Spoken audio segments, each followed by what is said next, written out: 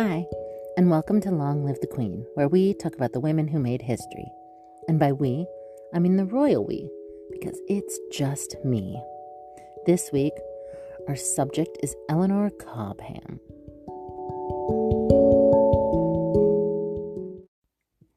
Eleanor Cobham was born in 1400, the youngest daughter of Sir Reginald Cobham and his wife, Eleanor Cobham, also the daughter of a knight. We don't know much about her childhood.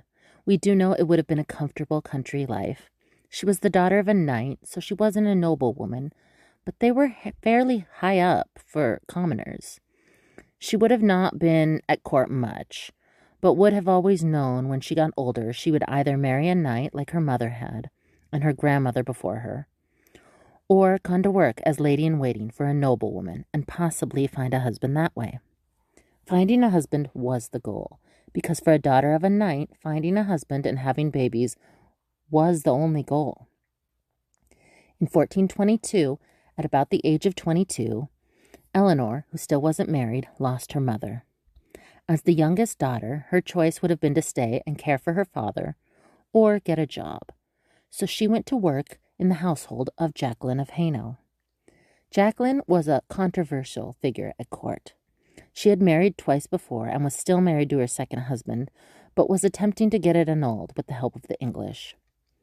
She was an honored guest at English court, but this would have possibly been a temporary job. Jacqueline wasn't English.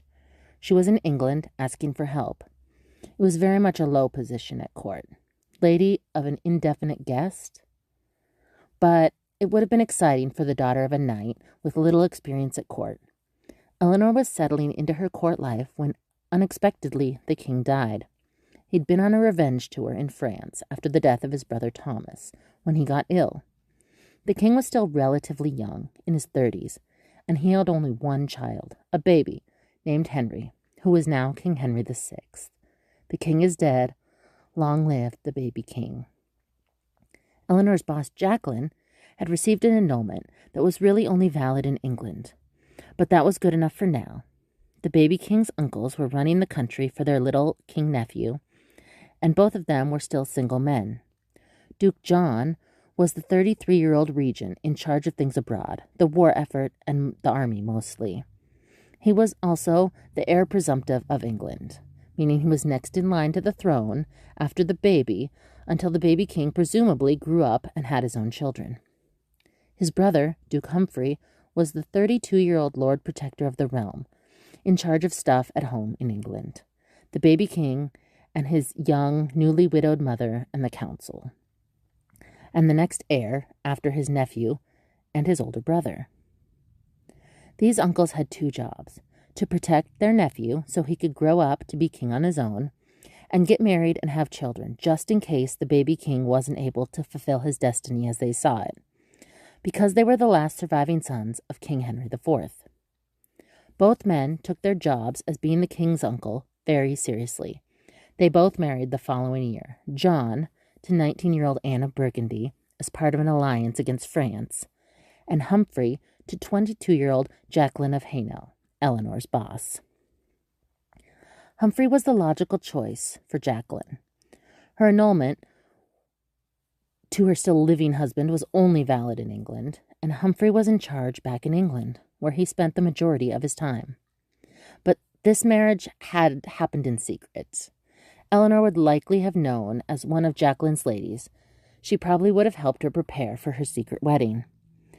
And not having a lot of experience at court, she would have understood that it was being kept a secret, but she probably wouldn't have understood all the complexities that came with a secret royal marriage. Later that year, when news of the marriage came out, it was quite the scandal at English court. The royal duke's wife was married to someone else already, and she was pregnant. Eleanor's boss received a letter of denunciation. That isn't a thing anymore, but at the time, it was legal proof that England recognized the marriage, and if any children were produced from the pairing, they would have legal standing in England as official noble children, despite their mother's other marriage in mainland Europe. In order to protect her place, she would still have to get her annulment recognized in the rest of Europe. This would have been a complicated process. aided with the help of royal lawyers, but also with the support of her ladies. To complicate things, there were still two popes. The Western Schism had created a situation where England, Italy, and Bohemia followed Pope Martin in Rome, and most of the rest of Europe, including France, Spain, and Scotland, followed anti-pope Benedict XIII. For Jacqueline's annulment to be recognized in Europe, she would need an annulment from both popes.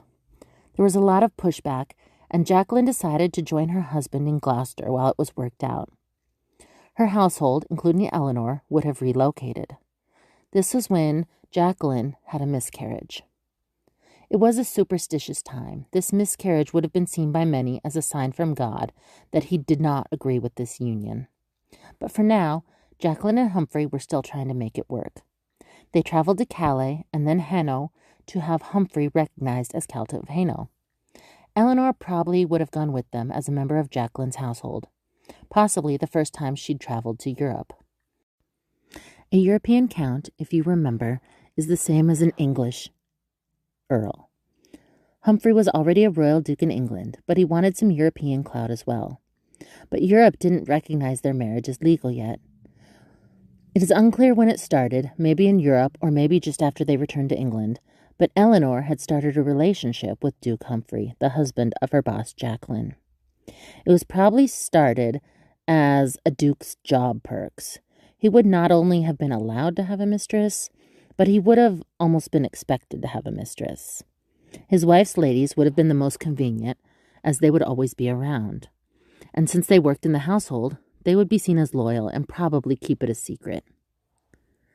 Eleanor was an easily accessible and trustworthy mistress. Eleanor was beautiful, intelligent, and ambitious, and Humphrey was cultivated, pleasure-loving, and famous.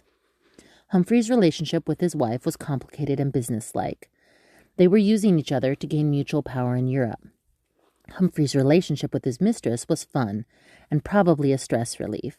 He had a big job running the country for his baby nephew and trying to negotiate with the baby king's mother. Over the next few years, the relationship was not much more than an open secret. Humphrey and Eleanor were the center of a small, flamboyant court, the home away from home, where Humphrey preferred to be when he wasn't working. What he was working on was stopping his young widowed sister-in-law from marrying the wrong person. His sister-in-law's interest in Humphrey's cousin Edmund was not approved of by Humphrey. Humphrey and the other nobles didn't want Edmund to have that much power over the young dowager queen, and in turn, her son the king. So they went to work to stop it. Humphrey was nearing 40, and all of the women in his life, his wife, his mistress, and his sister-in-law, were still in their mid-20s. Humphrey came across as, I know what's the best for you guy. He was popular with pretty much everyone, but he does give off the smartest guy in the room vibes. He and Parliament made it a law that if the Dowager Queen remarried without permission, her groom would lose all of his lands and titles. And she needed permission from the king, who couldn't give permission until he was an adult. The king at this point was still only 6 years old, so it would be a while. And this law scared off most suitors not willing to lose their power and money, including Humphrey's cousin Edmund. My guy can have a wife that's married to someone else and a mistress, but Queen Catherine, 27 and single, had to wait another 10 years. I'm sure he was a super fun guy, but lighten up a little bit, maybe. Right around that time, Humphrey's wife's second husband, not him, because he was her third, even though she was still married to her second husband died, still insisting that they were lawfully married, not because he loved her, but because he wanted the power. With John dead, surely Humphrey and Jacqueline could get their marriage recognized in Europe, right? Nope. The French Pope disagreed, and that was who they needed permission from. Even with Eleanor's husband deceased, they were still not going to get their 5-year marriage recognized. And the fact that they still had no surviving children was still more confirmation bias that God disapproved, along with the French Pope. So the following year, Humphrey seems to have given up on this particular goal. He had his marriage to Jacqueline annulled on the basis that she had been married all along. And with that, he was single again, no longer the Count of Hainaut, and free to marry again. So he did. He married his mistress, Eleanor. This would have been a love match. There would be no other reason for a royal duke to marry someone of so low station. She was common and hired help, but he was fun and popular, and she was young and pretty. It was easy, and Humphrey was getting older. Humphrey's sister-in-law was also getting older, and had started a relationship of her own with a commoner, the hired help, Owen Tudor. And maybe seeing Humphrey marry Eleanor gave her the idea. We don't know, but she secretly ran off with Owen. Humphrey didn't go after her. She was pregnant, and her staying would create more of a scandal at court. So if the Dowager Queen was happy to live in the country with her commoner, they would let it be. She didn't have permission, but her new husband was a commoner without lands or titles to lose. Marrying commoners and living your best life in the country was starting to be all the rage in the 15th century in England. Duke Humphrey wasn't the first, and Queen Catherine wouldn't be the last. It seemed to be that after you did your duty and married your first political alliance spouse, you could have fun with an attractive commoner for your next marriage. These were two of the highest-ranking nobles in the country, and they were setting a very obvious example. Humphrey and Eleanor continued enjoying their almost hedonistic mini-court, where fun was the only thing on the menu. Humphrey may have been having a bit of a midlife crisis, and Eleanor had gone from a lady-in-waiting to a foreign countess to a Royal Duchess of England. Things were looking up for this daughter of a knight. She may have had children, but we don't know. Humphrey had 2 illegitimate children, and they may or may not have been Eleanor's. We don't know who their mother was, but they were never made legitimate, and Humphrey probably could have made that happen if he had wanted to. It is possible they weren't Eleanor's. It is possible they were Eleanor's, but Humphrey, being the smartest guy in the room and the one who knew what was best for everyone, may not have thought that they should have been legitimate with their common mother. He may also have been looking out for his nephew, who would have a hard time transitioning from an infant king to an adult king and didn't need any competition, even if that competition did come from Humphrey's own children. Maybe Humphrey had a mistress again. Now that his old mistress was now his new wife, a royal duke's got to do what a royal duke's got to do. However, King Henry was still only about 11. He was only a child and had no children of his own. His heir was his uncle John, now in his 40s and still childless. So because of this, John's heir was his brother Humphrey, the king's other uncle, also childless if we are only counting legitimate children. England was one bad flu season away from having no one to run the country. John's wife Anne was back home in France.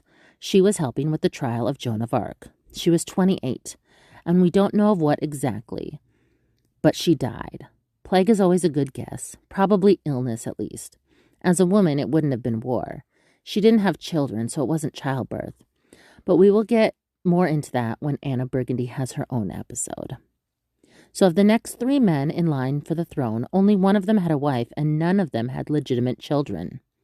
And they were living in a world where a 28-year-old woman who was otherwise healthy could just die. And it wasn't even so shocking that they wrote it down. They were just like, meh, it happens. John didn't waste any time. He was aware that he was currently the heir presumptive of the moment, and he wasn't doing his duty in supplying heirs. So the next year, he married a teenager named Jacquetta of Luxembourg, a European noblewoman and an appropriate wife for a royal duke and heir presumptive. But that wasn't to be either. Just a couple of years later, Duke John died at the age of 46. John and Jacquetta did not have any children. 45-year-old Humphrey was now the heir presumptive. He needed to live at least long enough to make sure the king had children, but that hadn't been something the Lancastrian men had succeeded at. Of the 4 Lancastrian brothers combined, they had one legitimate child, King Henry. He was the king and only legitimate child in his generation. His mother had nieces and nephews, but they were French and in line for the French throne. With the 100 Years' War still ongoing, England didn't want to give France a reason to come for them. But King Henry, though he had been king for 14 years now, was still only 15. And the very next year, the young king's mother died. She had been living with her husband, Owen Tudor, out in the country. They had 6 more children together, but Catherine had died at 35 in childbirth. The king was now 16, and old enough to be king on his own. Obviously, his uncle was still playing a major role in the running of the country, and the closest thing to a father figure that King Henry had. He was also still the heir to the throne.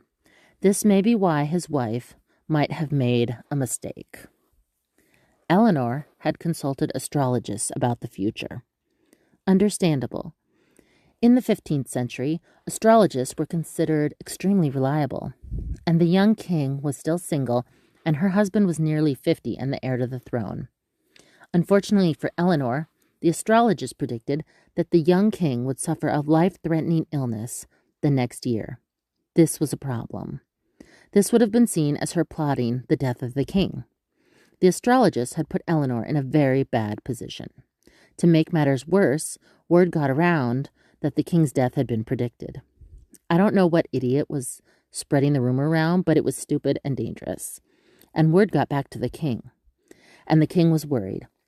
So he got his own astrologists, and they found no evidence that the king was in danger. So the king's astrologists had at least some common sense enough and a healthy sense of survival to say, no, bro, you're good, you're fine. But that meant the other astrologists were either lying or plotting against the king. So an investigation was launched, and it led straight to Duchess Eleanor. Eleanor had fled to Westminster Abbey for sanctuary just in time. She had been charged with witchcraft and necromancy. Exaggerated? Almost for sure. But she had entered sanctuary, so she couldn't be tried. She did, however, submit to a religious trial.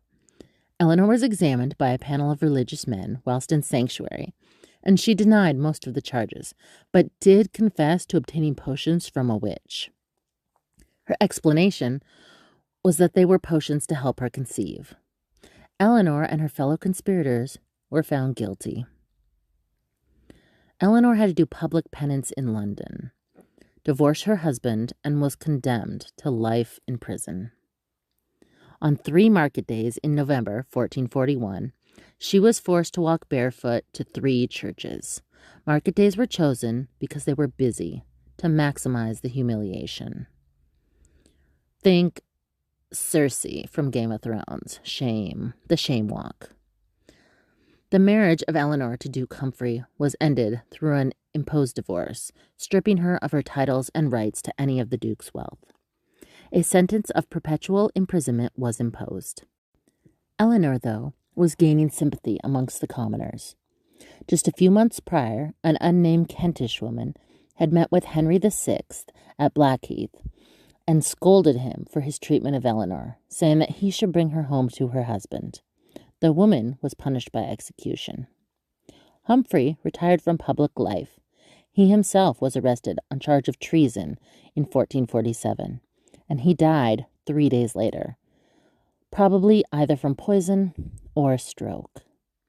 The king had since married, but remained childless, and for now at least, England had no obvious heir if something happened to the king.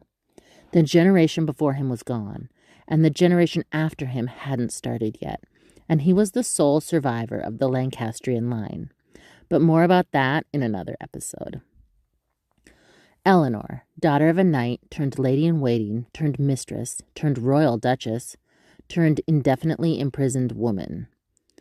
And prison is where she would remain until she died on the 7th of July, 1452, at the age of 52.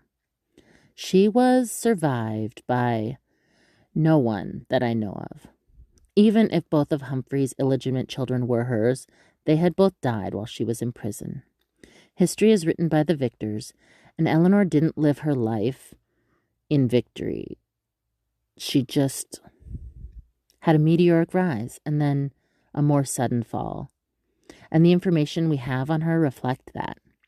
We really don't know much about her, and what we do know has to be inferred by the information on the people around her. And that is where we leave it for this week. I'm sorry to leave it on such a low note, but what did you think about Eleanor Cobham? She was a woman who was not properly prepared for the life she found herself in, and given her lack of knowledge on the upper rungs of nobility, she did surprisingly well with a fairly large falter at the end of her life. What did you think of her husband Humphrey? He seemed like a fairly likable guy. He was liked by most people. but I just can't get there with him. It kind of seems like a socially advanced jerk, but I didn't know the man, so maybe I'm missing something. You can share your thoughts with me at longlivethequeenpodcast@gmail.com or on Facebook or Instagram at Long Live the Queen Podcast. Long live to all the queens out there, and until next week,